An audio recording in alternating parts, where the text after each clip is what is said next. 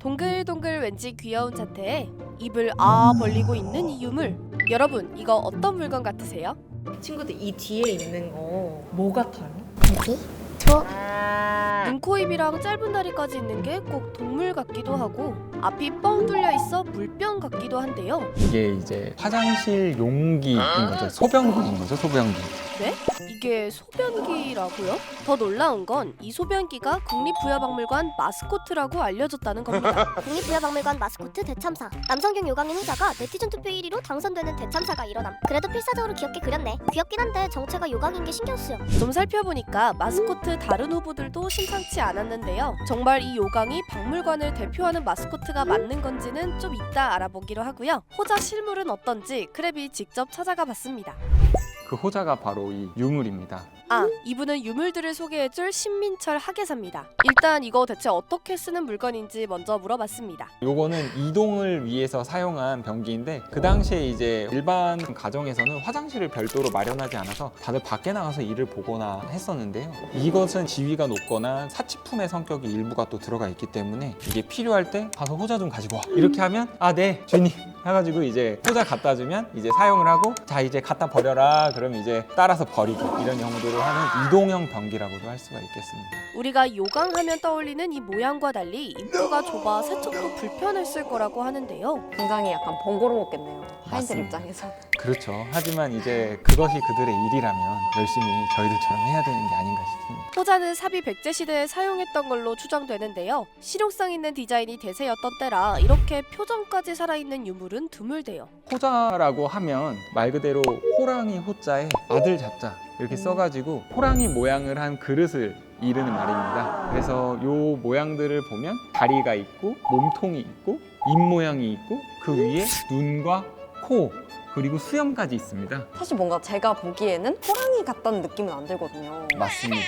이 호자라는 이름을 붙이게 된 것은 이 유물이 처음 이제 나오게 되는 곳이 중국이거든요. 한 3세기 오나라 동호 시기에는 정말로 호랑이 모양을 본딴 형태의 청자 호자들을 많이 이용을 했습니다. 당시에 백제와 중국 간의 관계가 굉장히 긴밀했기 때문에 그걸 모티브로 해서 이런 모양을 만들었는데 이러한 모양의 용기들을 통칭해서 저희들은 호자라고 부르고 있어서 사비 백제 시대부터 무려 1400년간 묻혀있다 이제야 빛을 보게 됐다는 호자. 그럼 어쩌다 박물관 마스코트가 된 건지 안 들어볼 수 없겠죠? 사실 이게 마스코트라기보다는 SNS용 비공식 캐릭터예요. 2020년 코로나 한창 할 때 온라인으로 관람객하고 소통할 수 있는 컨텐츠를 만들었으면 좋겠다는 얘기가 나와서 인스타툰 주인공을 정하는 이벤트를 열어서 그 캐릭터 투표를 했었는데 사실 여기서 호자가 1위를 한 건 아니었다고 합니다. 투표가 두 군데에서 돼 있었어요. 하나는 인스타였고 하나는 박물관 홈페이지였었는데 공교롭게도 둘 다 꼴등이 호자였어요.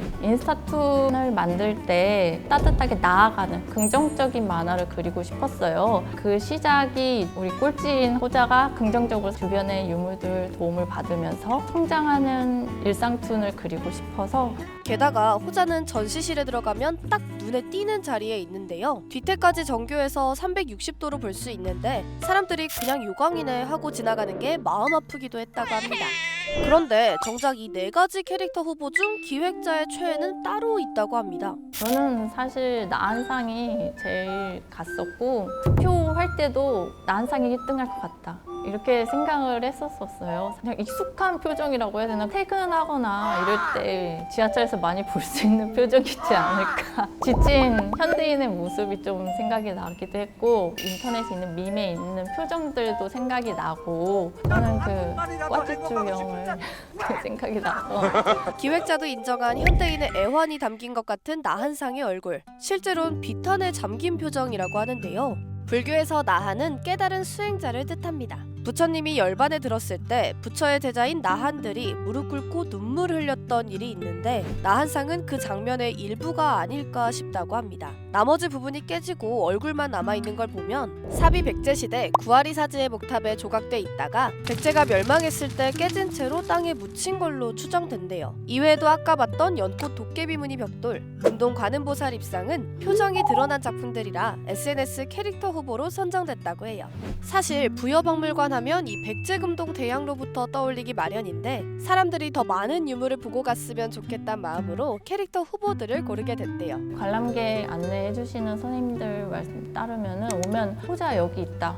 제일 먼저 와서 호자를 보고 가신대요. 원래는 제일 먼저 오시면 이제 향로 보러 가시거든요. 박물관에서 어린이 그림대를 하는데 나한상과 이제 호자를 크게 그리는 어린이들도 많아져서 생각보다 많이 홍보가 됐구나 싶어서 뿌듯했습니다. 이렇게 캐릭터들이 인기를 얻자 최근엔 굿즈도 준비 중이라고 하는데요. 호자 마스코트는 웹툰 목적으로 만들어지다 보니까 저희가 그걸 굿즈로 사용할 수는 없고 다른 귀여운 캐릭터들 만들어가지고 기념품 제작해서 이벤트를 진행할 예정입니다. 귀여운 캐릭터로 관람객들에게 다가가려 했던 국립부여박물관의 노력, 여러분은 어떠셨나요? 크랩이 직접 부여박물관을 둘러보니 로비에서 재생되는 실감 콘텐츠, 교과서에서 자주 보이던 연꽃무늬 수막새 등 아름다운 볼거리도 많았어요. 혹시 부여에 갈 일이 생긴다면 박물관에도 들러보는 건 어떨까요?